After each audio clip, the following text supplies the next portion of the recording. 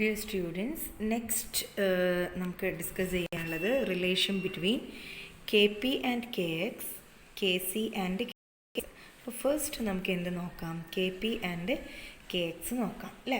അപ്പം നമ്മൾ ideal gas വെച്ചിട്ടാണ് ഇതെല്ലാം പറയുന്നത് അല്ലേ. അപ്പോൾ നമ്മുടെ കയ്യിൽ പാർഷ്യൽ പ്രഷറുണ്ട്. അങ്ങനെയാണെങ്കിലും ടോട്ടൽ പ്രഷർ എന്ന് പറയുന്നത് പാർഷ്യൽ പ്രഷർ പി ആണെന്നുണ്ടെങ്കിൽ ആ പി എന്ന് പറയുന്നത് ടോട്ടൽ പ്രഷറുമായിട്ട് റിലേറ്റഡ് ആണ്. So partial pressure small letter P ആണ്, which is equal to X into P. X into P. X എന്താണെന്നുള്ളത് എല്ലാവർക്കും അറിയാം, മോൾ ഫ്രാക്ഷൻ ആണ്.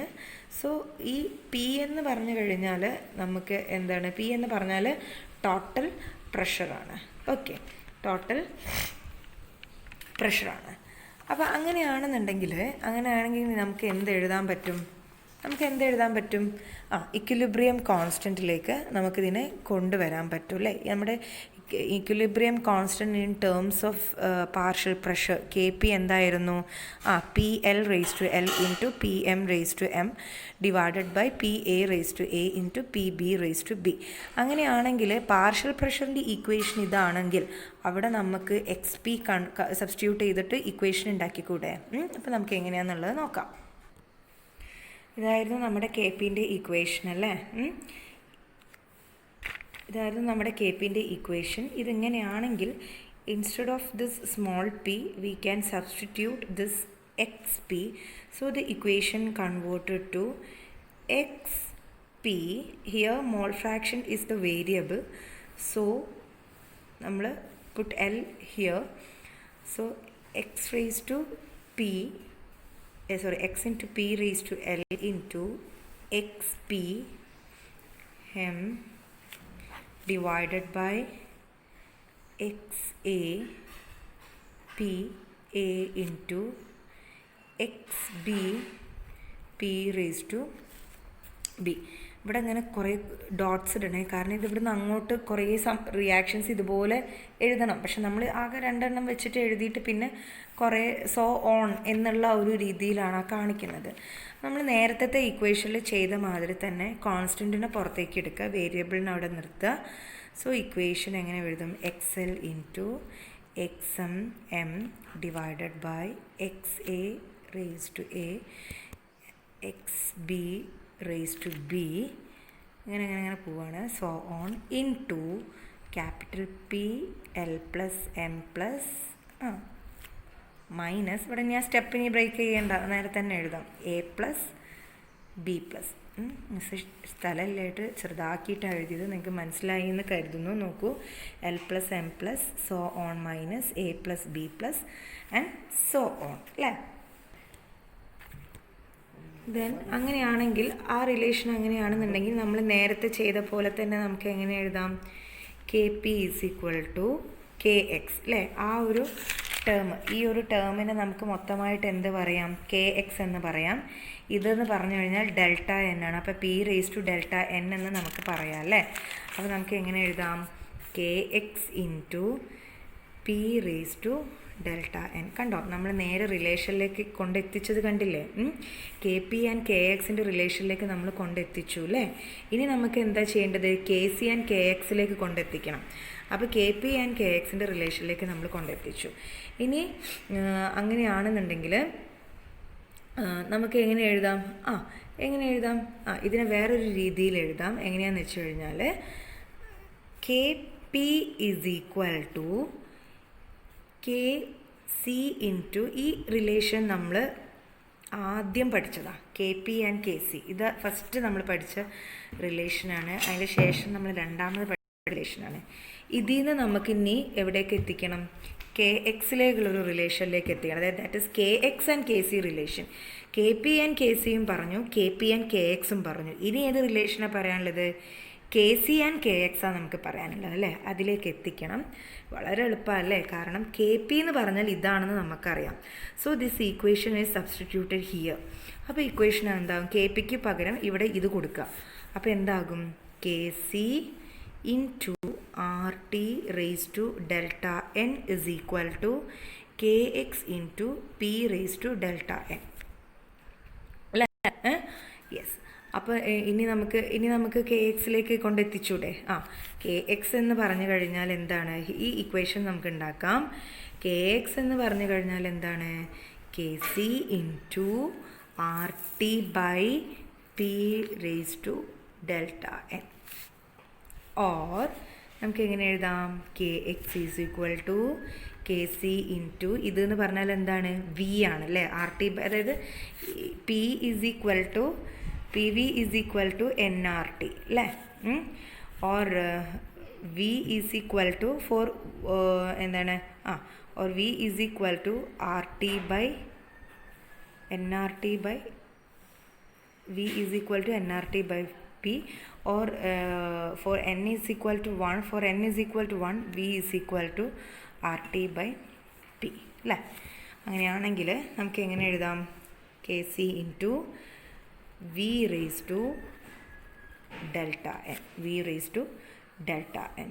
ഓക്കെ, ഹിയർ എൻ നമ്മൾ 1 ആക്കി കൺസിഡർ ചെയ്യുകയാണെന്നുണ്ടെങ്കിൽ V is equal to R T by P. Okay, അപ്പോൾ K C into V raise to delta N. അപ്പം finally we can concluded that എന്തൊക്കെയാണ്? K P is equal to K C into R T raise to delta N. പിന്നെ നമ്മൾ എന്ത് കണ്ടുപിടിച്ചു?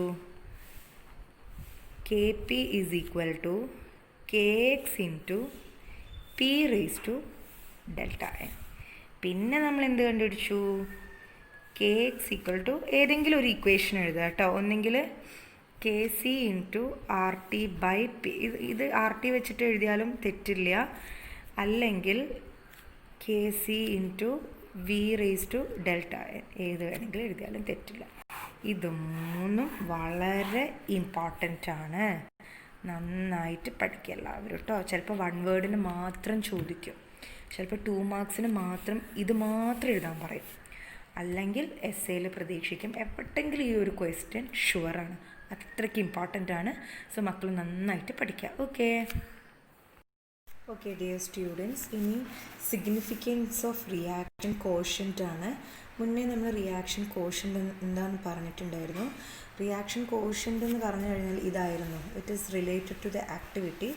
So let us consider the general reaction A plus B plus reversibly giving LL plus MN, and from Van Hoff reaction isotherm delta G is equal to delta G0 plus RT log Q. ഇത് നമ്മൾ പറഞ്ഞിട്ടുള്ളൊരു കാര്യമാണ് അല്ലേ? നമ്മൾ പറഞ്ഞിട്ടുള്ളൊരു കാര്യമാണ്. So delta G is equal to delta G 0 plus R T log Q, or Q is the activity coefficient. Q is the activity coefficient. So we can write Q is equal to AL raised to L into AM raised to M divided by AA raised to A into AB raised to B. Okay, so Q is the activity coefficient or reaction coefficient. അങ്ങനെയാണെന്നുണ്ടെങ്കിൽ നമുക്ക് Q പിയിലേക്കും Q സിയിലേക്കും ഇതിനെ convert ചെയ്ത് എഴുതാം. ഒന്നുമില്ല, നമ്മൾ K C K P എന്നെഴുതുന്ന അതേപോലെ തന്നെ we can write it as Q P and Q C. Okay, so ഇതിൻ്റെ ഒരു സിഗ്നിഫിക്കൻസ് എന്താണെന്ന് വെച്ച് കഴിഞ്ഞാൽ മനസ്സിലാക്കി വെക്കുക. Q is helps in predicting the direction of a given reaction at that temperature. കാരണം ഇവിടെ കണ്ടോ, നമ്മൾ ടൈം അതായത് ആ ടൈമിലുള്ള ആക്ടിവിറ്റി കോഎഫിഷ്യൻ്റ് ആണ്. At that time, activity coefficient at that time, activity coefficient in terms of molar concentration at that time, activity coefficient in terms of partial pressure at that time.